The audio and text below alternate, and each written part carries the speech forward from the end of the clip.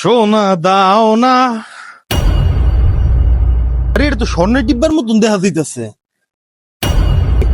কি রে, তুই আমার হাত ধরলি কে? তুই এটা তোর লিখে তা আমি ধরবো না, এটা আমি পাইছি। তুই পাইছো, তোর আগে আমি দেখছি, এটা কি তোর? তা আমার তো কার এটা? আরে বেটা, এটা যে লাল শার্ট পরা পোলাটা, এটা কিন্তু আমি জানি। খুল দেখে এটার ভিতরে কি আছে। এই বেটা, এটা তো স্বর্ণের চেন রে। তোর আমি 5,000 টাকা দিয়ে তুই এটা আমার দিয়ে দি। আইসে হ্যাঁ, আমার 5,000 কে দিয়ে দিব। তোর আমি 10,000 কে দিয়ে দিই, এটা আমি রেখা দেই। এনে তো তোরও লস নাই, আমারও লস নাই। 10,000 দিবি? আচ্ছা 10,000 দে, যেহেতু তুই আগে দেখছো দর্শক। এলো 10,000।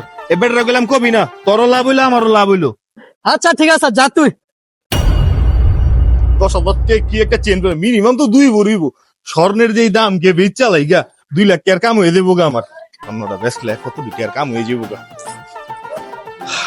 দাদা জি বলেন। দেখেন তো দাদা, এই চেনটা। কি করতে হবে এটা দাদা?